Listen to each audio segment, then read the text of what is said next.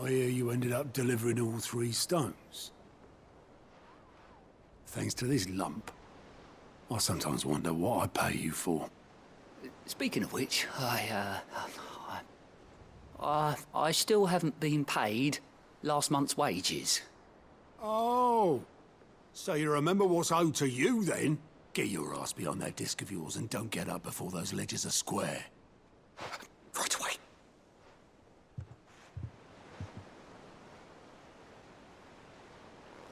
I've seen that before. Yeah. Plenty of times. It was the only goblet Cid ever used. Either out of habit, or because the filthy sod couldn't be bothered to find a clean one. I knew so little about him. Like most people. Martha and the Dame both seem to have fond memories of him. I bet they do. How long did you know Cid before he... Before he died. 20 summers, give or take. Back in the day, I was a purser on a trade ship, which is where I met him. He bought passage to... forget where. And having nothing better to do on the long nights, we sat up drinking island rum till the morning bell dragged me back to my duties. Quit my post not long after that.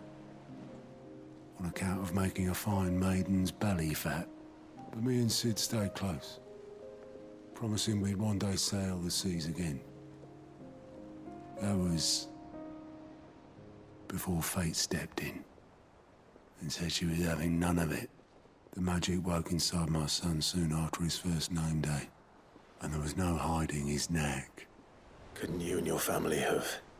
My family were the ones who summoned the constable, wanted the monster taken away. I couldn't turn my back on him, forget what I felt, and I couldn't for the life of me understand how they could. Luckily, Cid was of the same mind as me. It was him who stood beside me when all I wanted was to tear the whole world down. Him who cried for me when I had no tears left of my own. Him who swore he'd do everything he could to stop it from happening again. And he was true to his word, too. Left the Royal Army once and for all. His ranks, his ribbons, gone. Just like that. Threw away everything he had. All to right a wrong that no one else had the courage to face. I knew then I'd follow that man to the ends of the earth.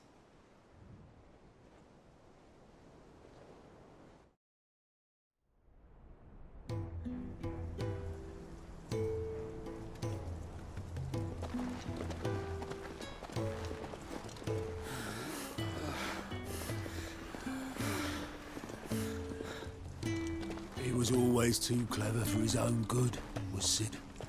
Saw the world for what it really was, while the rest of us were content to go along with the lie we were shown. And it can't have been easy, bearing that burden alone.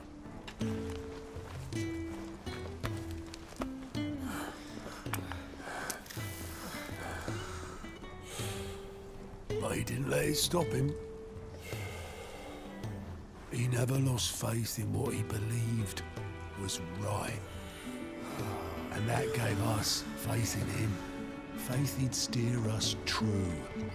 So I swore to myself that I'd always be right behind him, ready to catch the stubborn sod, if ever he should fall.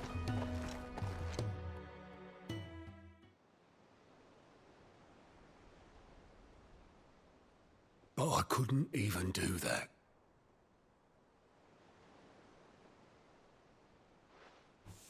Ignore me. Just the ramblings of a tired old man. Leave that lot. I'll tidy it up in a bit.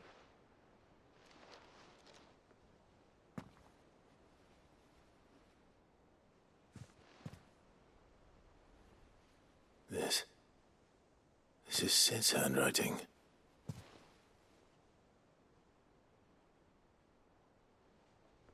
Dear Otto. I may be drunk, but I wanted you to know this place would be fucked without you. Love you, you grumpy old sod.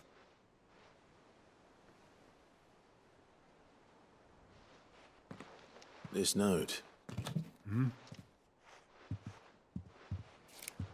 What about it? Cid was right.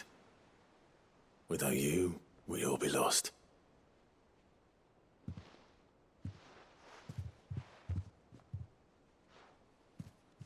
He should have bloody well said so then. Just once. Before he went. But then, why would he? Him, or anyone? I'd only have told him to piss off.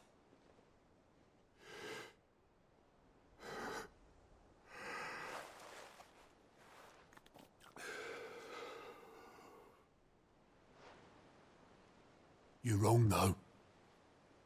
Both of you. It was never just me keeping the hideaway afloat. It was all of us. I just shoved people in the right direction, and I barely seem to be able to do that anymore.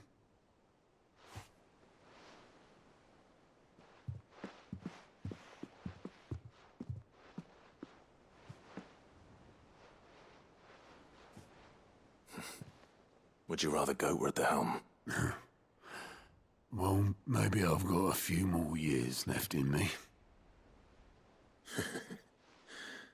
I'm going to hold you to that, Otto. Before you go, Cid would have wanted you to have this. But that's... This'll do me just fine.